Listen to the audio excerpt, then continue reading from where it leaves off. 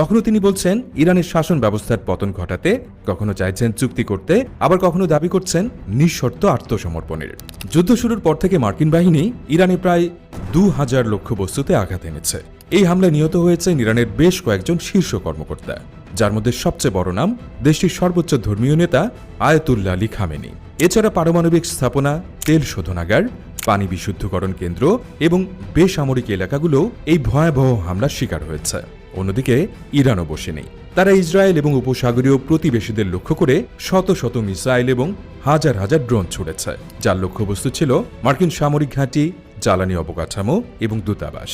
এখন পর্যন্ত এই যুদ্ধে 1200 জনেরও বেশি ইরানি নিহত হয়েছেন, যার মধ্যে একটি স্কুলে বোমা হামলায় প্রাণ হারিয়েছে 160 জনেরও বেশি নিরীহ শিশু। অন্যদিকে 7 জন মার্কিন সেনার মৃত্যুর খবরও পাওয়া গেছে। এত রক্তপাত, এত ধ্বংসযজ্ঞের পরও বিশ্লেষকরা একটি জায়গায় এসে হোঁচট খাচ্ছেন। ট্রাম্প এবং তার প্রশাসন এখনও স্পষ্টভাবে ব্যাখ্যা করতে পারেনি যে তারা আসলে এই যুদ্ধ কিভাবে শেষ করতে চায়। তাহলে ওয়াশিংটনের আসল লক্ষ্য কি? এই যুদ্ধের শেষ কোথায়? আর ইরান যুদ্ধে ট্রাম্পের এন্ড গেম বা শেষ খেলাটি আসলে কি? এসব প্রশ্নের উত্তর জানার চেষ্টা করব আদ্যপান্তর আজকের পর্বে। 28 ফেব্রুয়ারি যুদ্ধের শুরুতে এক অভাবনীয় আঘাত হানে যুক্তরাষ্ট্র। মার্কিন হামলায় নিহত হন ইরানের সুপ্রিম লিডার বা সর্বোচ্চ ধর্মীয় নেতা আলী খামেনি। দীর্ঘ 37 বছর ধরে যিনি অত্যন্ত শক্ত হাতে ইরানের শাসনভার সামলেছেন এবং এর আগে দেশের প্রেসিডেন্ট হিসেবেও দায়িত্ব পালন করেছেন। তার এই আকস্মিক মৃত্যু পুরো শাসন ব্যবস্থায় একটি বড় শূন্যতা তৈরি করবে, এমনটাই ছিল মার্কিন প্রশাসনের হিসেব। যদিও আগে ট্রাম্প প্রশাসন প্রকাশ্যে কখনোই রেজিম চেঞ্জ বা ক্ষমতা পরিবর্তনের কথাটি উচ্চারণ করেনি, কিন্তু বিশ্লেষকদের মতে তাদের প্রতিটি পদক্ষেপের মূল লক্ষ্যই ছিল বর্তমান ইরানি এস্টাবলিশমেন্ট বা শাসন ব্যবস্থার সম্পূর্ণ পতন ঘটানো। পাকিস্তান চীন ইনস্টিটিউটের নির্বাহী পরিচালক মুস্তফা হায়দার সৈয়দ এই মার্কিন মনস্তত্ত্বের চমৎকার ব্যাখ্যা দিয়েছেন। তিনি বলেন, এই হামলাগুলোর মূল উদ্দেশ্য ছিল শাসন ব্যবস্থার পতন ঘটানো এবং এর ফলে দেশের ভেতরে একটি গণ অভ্যুত্থানের মঞ্চ তৈরি করা। দোহা ইনস্টিটিউট ফর গ্র্যাজুয়েট স্টাডিজের আন্তর্জাতিক রাজনীতি ও নিরাপত্তার সহকারী অধ্যাপক মুহান্নাদ সেলুমও একই মত পোষণ করেন। তার মতে ট্রাম্পের এই পদক্ষেপের পেছনে একটি অঘোষিত বাজি কাজ করেছে। ওয়াশিংটনের হিসাবটা ছিল খুব সহজ। কোনো শক্তিশালী কাঠামোর মাথা বা শীর্ষ নেতাকে যদি সরিয়ে দেয়া যায় এবং শরীরে যথেষ্ট আঘাত করা যায়, তবে পুরো সিস্টেমটি হয় ভেঙে পড়বে অথবা এতটাই দুর্বল হয়ে যাবে যে পরবর্তীতে যারা ক্ষমতায় আসবে তারা আর কখনোই যুদ্ধ পূর্ববর্তী ইরানের সেই শক্তিশালী অবস্থান ফিরিয়ে আনতে পারবে না। কিন্তু বাস্তবতা তুলে ধরেছে সম্পূর্ণ ভিন্ন চিত্র। খামেনি ছাড়াও বেশ কয়েকজন জ্যেষ্ঠ সামরিক কমান্ডার এবং নেতা নিহত হওয়ার পরও ইসলামিক রিপাবলিকে টিকিয়ে রাখা প্রতিষ্ঠানগুলোর মধ্যে গভীর কোনো ফাটলের প্রমাণ এখনও পাওয়া যায়নি।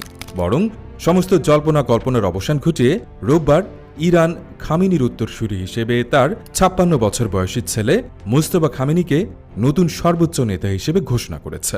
এই ঘটনা প্রমাণ করে যে ট্রাম্পের হিসেব নিকেশে একটি বড় ধরনের মনস্তাত্ত্বিক ভুল বা মিসক্যালকুলেশন ছিল। মুস্তফা হায়দার সৈয়দের মতে মার্কিন প্রশাসন বুঝতে ব্যর্থ হয়েছিল যে একটু দীর্ঘ প্রলম্বিত যুদ্ধ চালিয়ে যাওয়ার মতো রেজিলিয়েন্স বা সহ্য শক্তি ইরানের শাসন কাঠামো রয়েছে। অপারেশন এপিক ফিউরি নামের এই সামরিক অভিযান শুরু হওয়ার পর থেকেই ট্রাম্প একের পর এক স্ববিরোধী কথাবার্তা বলে আসছেন। একজন ব্যবসায়ী হিসেবে তার মজ্জাগত স্বভাব হল ডিল বা চুক্তি করা। অন্যদিকে একজন যুদ্ধকালীন প্রেসিডেন্ট হিসেবে তিনি চাইছেন শত্রুকে ধ্বংস করতে। যুদ্ধের প্রথম দিকে ট্রাম্প ইরানের Islamic revolutionary guard corps IRGC এর সদস্যদের অস্ত্র সমর্পণ করার আহ্বান জানিয়েছিলেন। তিনি প্রতিশ্রুতি দিয়েছিলেন যারা আত্মসমর্পণ করবে তাদের দায় মুক্তি দেওয়া হবে। পরবর্তীতে তিনি ইরানি কূটনীতিকদের পক্ষ ত্যাগ করারও আহ্বান জানান। কিন্তু যুদ্ধক্ষেত্রের বাস্তবতা ট্রাম্পের এই আহ্বানের ঠিক বিপরীত। IRGC আত্মসমর্পণ তো করেইনি, বরং তারাই এখন মার্কিন যুক্তরাষ্ট্র এবং ইসরায়েলের বিরুদ্ধে ইরানের পাল্টা আক্রমণের নেতৃত্ব দিচ্ছে। শুধু তাই নয়, উপসাগরের অন্যান্য দেশগুলোতে ইরানের আক্রমণের ছকও কষছে এই IRGC। অন্যদিকে ইরানি কূটনীতিকরাও প্রকাশ্যে চিঠি দিয়ে ট্রাম্পের প্রস্তাব দৃঢ়ভাবে প্রত্যাখ্যান করেছেন এবং ইসলামিক রিপাবলিকের প্রতিনিধি হিসেবে নিজেদের অবিচল থাকার কথা জানিয়েছেন। অধ্যাপক সেলুম একটি অত্যন্ত গুরুত্বপূর্ণ পয়েন্ট তুলে ধরেছেন। তিনি বলেন, IRGC সদ্যই নতুন সর্বোচ্চ নেতার প্রতি তাদের পূর্ণ আনুগত্য প্রকাশ করেছে। অন্যদিকে ট্রাম্প তাদের একটি সন্ত্রাসী সংগঠন হিসেবে আখ্যায়িত করেছেন। যখন আকাশ থেকে একের পর এক বোমা পড়ছে, তখন কোনো পক্ষেরই এই ধরনের আলোচনার জন্য প্রয়োজনীয় রাজনৈতিক সমীকরণ বা স্পেস অবশিষ্ট নেই। এরপরও ট্রাম্প দমে যাননি। 28 ফেব্রুয়ারির হামলার পর তিনি ইরানের জনগণের উদ্দেশ্যে বলেছিলেন, স্বাধীনতার সময় সমাগত, আমাদের কাজ শেষ হলে আপনারা আপনাদের সরকার দখল করে নেবেন। তিনি এও ইঙ্গিত দিয়েছিলেন যে যুদ্ধোত্তর ইরানের নেতৃত্বে তিনি দেশের ভেতরের কাউকেই দেখতে চান। এর মাধ্যমে তিনি কার্যত ইরানের সাবেক শাহের ছেলে রেজা পাহলভির আশায় জল ঢেলে দিয়েছেন, যিনি কয়েক দশক ধরে আমেরিকায় বসবাস করলেও পুনরায় ইরানের ক্ষমতায় ফেরার স্বপ্ন দেখছেন। কিন্তু ট্রাম্পের এই নিজেদের সরকার নিজেরাই বেছে নেওয়ার আহ্বানের পেছনেও ছিল তার নিজস্ব শর্ত। মোস্তফা খামেনি নতুন নেতা নির্বাচিত হওয়ার পর ট্রাম্প সরাসরি তার বিরোধিতা করেন। 6 মার্চ তার নিজস্ব সোশ্যাল মিডিয়া প্ল্যাটফর্ম ট্রুথ সোশ্যালে তিনি লেখেন, নিঃশর্ত আত্মসমর্পণ ছাড়া ইরানের সাথে কোনো চুক্তি হবে না। তিনি আরও যোগ করেন যে শাসন ব্যবস্থা আত্মসমর্পণ করার পর এমন নেতা নির্বাচন করতে হবে যিনি হবেন মহান এবং গ্রহণযোগ্য। অর্থাৎ কে সেই নেতা হবেন তা পরোক্ষভাবে ট্রাম্পই ঠিক করে দিতে চান। এর জবাবে তেহরানের অবস্থান ছিল পাহাড়ের মতো অটল। কোনো আত্মসমর্পণ নয়, বোমাবর্ষণের মুখে কোনো আলোচনা নয়, এবং বাইরে থেকে চাপিয়ে দেয়া কোনো নেতৃত্বও তারা মেনে নেবে না। বিশ্লেষকদের মতে মোস্তফা খামেনিকে নির্বাচন করাটা ছিল ওয়াশিংটনের এই উচ্চাকাঙ্ক্ষার প্রতি তেহরানের একটি সরাসরি চপেটাঘাত। কারণ ট্রাম্প যাকে অগ্রহণযোগ্য বলেছেন, ইরানের এস্টাবলিশমেন্ট ঠিক তাকেই বেছে নিয়েছে কেবল এই কারণে যে শত্রু তাকে প্রত্যাখ্যান করেছে। যদি ক্ষমতা পরিবর্তনই ট্রাম্পের লক্ষ্য হয়ে থাকে, তবে রাজনৈতিক দৃষ্টিকোণ থেকে তা ইতোমধ্যেই চরমভাবে ব্যর্থ হয়েছে। ট্রাম্প এবং তার সামরিক উপদেষ্টারা বারবার ইরানের সামরিক সক্ষমতা ধ্বংস করার কথা বলে আসছেন। তাদের প্রধান লক্ষ্য হল ইরানের ব্যালিস্টিক মিসাইল, সেই মিসাইল তৈরির কারখানা এবং নৌবাহিনী সম্পূর্ণভাবে ধ্বংস করা। যুক্তরাষ্ট্র এবং ইসরায়েলের সম্মিলিত হামলাগুলো ঠিক সেই লক্ষ্যেই পরিচালিত হচ্ছে। তারা মিসাইল অবকাঠামোর পাশাপাশি শ্রীলঙ্কার উপকূলে থাকা একটি ইরানি যুদ্ধ জাহাজেও আঘাত এনেছে। এমনকি দুই দেশই দাবি করেছে যে ইরানের আকাশ সীমা এখন তাদের পূর্ণ নিয়ন্ত্রণে। কিন্তু ভূরাজনৈতিক সমীকরণে শুধুমাত্র আকাশ থেকে বোমা ফেলে কোনো রাজনৈতিক লক্ষ্য অর্জন করা যায় না। অধ্যাপক সেলুমের ভাষায়, সামরিক শক্তিকে এমন পর্যায়ে ব্যবহার করা হচ্ছে যা দিয়ে কৌশলগত লক্ষ্য অর্জন করা কার্যত অসম্ভব।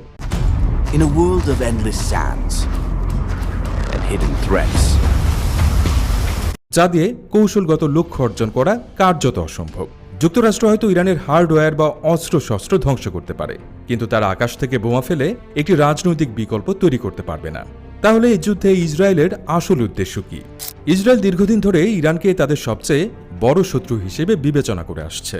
কাতার বিশ্ববিদ্যালয়ের গালফ স্টাডিজ সেন্টারের পরিচালক মাহবুব জাওয়েরি মনে করেন, ইসরায়েল বর্তমান যুদ্ধটিকে একটি বৃহত্তর প্রকল্পের অংশ হিসেবে দেখছে। 2023 সালের 7 অক্টোবরের হামাসের হামলার পর তারা পুরো মধ্যপ্রাচ্যের মানচিত্র নতুন করে সাজাতে চাইছে।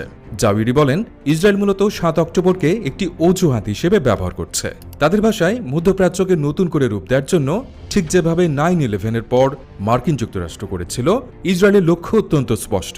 তারা ইরান সহ এমন প্রতিটি সম্ভাব্য খেলোয়াড়কে নির্মূল বা পরাজিত করতে চায় যারা ভবিষ্যতে তাদের চ্যালেঞ্জ করার ক্ষমতা রাখে।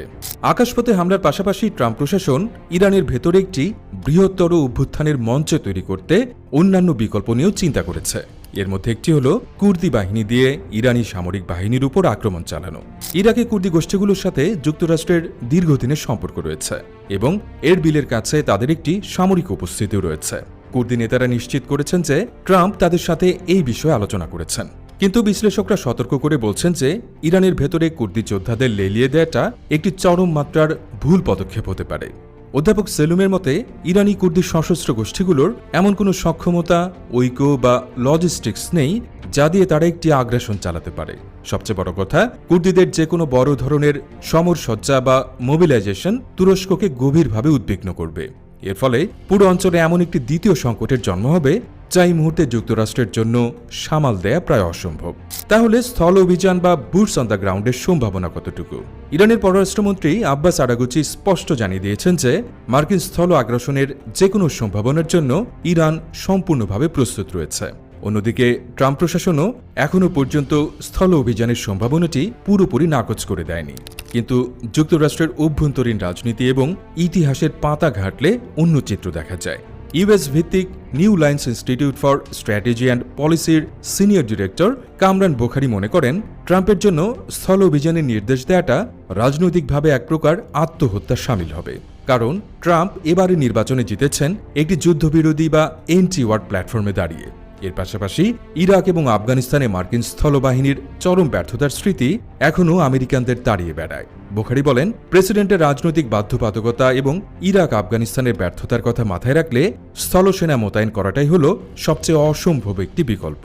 এতগুলো পরস্পর বিরোধী লক্ষ্য, সামরিক ব্যর্থতা এবং রাজনৈতিক হিসেব নিকেশের পর প্রশ্ন জাগে, মার্কিন যুক্তরাষ্ট্রের জন্য এই যুদ্ধের একটি বাস্তবসম্মত শেষ পরিণতি বা রিয়েলিস্টিক এন্ড গেম আসলে কি হতে পারে। কিংস কলেজ লন্ডনের সিকিউরিটি স্টাডিজের সহযোগী অধ্যাপক আন্দ্রেয়াস ক্রিক মনে করেন, একটি দীর্ঘমেয়াদী স্থলযুদ্ধের বদলে জোরপূর্বক আপোষ বা কোয়ারসিভ সেটেলমেন্টই হল যুক্তরাষ্ট্রের জন্য সবচেয়ে বাস্তবসম্মত বিকল্প। তার মতে, ওয়াশিংটন এখনও ইরানের শাসন ব্যবস্থার কিছু অংশের সাথে, এমনকি আইআরজিসি সংশ্লিষ্ট প্রভাবশালীদের সাথেও একটি সমঝোতায় আসতে আগ্রহী হতে পারে। যদিও প্রভাবশালীরা নিজেদের রাষ্ট্র বাঁচাতে মিসাইল প্রকল্প, পারমাণবিক বিধিনিষেধ এবং আঞ্চলিক সম্পর্কের ক্ষেত্রে যথেষ্ট ছাড় দিতে রাজি হয়, তবে ট্রাম্প সেটাকেই নিজের বিশাল বিজয় হিসেবে দাবি করতে পারবেন। পাকিস্তান চীন ইনস্টিটিউটের মুস্তাফা হায়দার সৈয়দও এই মতের সাথে একমত। তিনি ট্রাম্পের ব্যবসায়ী বা প্র্যাগমেটিস্ট চরিত্রের কথা মনে করিয়ে দিয়ে বলেন, ট্রাম্প মূলত একজন বাস্তববাদী মানুষ। তিনি একটি চুক্তি করতে চাইবেন, ঘোষণা করবেন যে যুক্তরাষ্ট্র তার সমস্ত লক্ষ্য অর্জন করেছে এবং তারপর এই যুদ্ধের সমাপ্তি টানবেন। রাজনৈতিক সমীকরণ বলছে, ট্রাম্প খুব সহজে এই যুদ্ধের বিজয়ের সংজ্ঞাটি নতুন করে লিখতে পারেন। তিনি নিজের দেশের জনগণের সামনে দাঁড়িয়ে বলতে পারেন যে আলী খামেনিকে হত্যা করা হয়েছে, ইরানের সশস্ত্র বাহিনী ও মিসাইল কাঠামো ধ্বংস হয়ে গেছে, অতএব আমেরিকা জয়ী হয়েছে।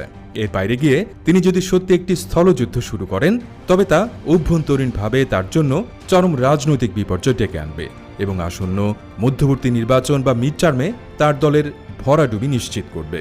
পরিশেষে বলা যায়, জিওপলিটিক্সের এই দাবা খেলায় ট্রাম্প হয়তো শুরুটা করেছেন খুব আগ্রাসীভাবে, কিন্তু শেষ চালটি দেওয়ার আগে তাকে নিজের দেশের রাজনৈতিক অবস্থান এবং মধ্যপ্রাচ্যের অদম্য বাস্তবতার কথাটি সবচেয়ে বেশি মাথায় রাখতে হবে। কারণ বোমার আওয়াজ একসময় থেমে যায়, কিন্তু সেই ধ্বংসস্তূপের উপর দাঁড়িয়ে থাকা রাজনৈতিক সমীকরণগুলোই ঠিক করে দেয় ইতিহাসের পাতায় কার নামের পাশে লেখা থাকবে বিজয়ের মুকুট আর কে হবে চরম ব্যর্থতার প্রতীক।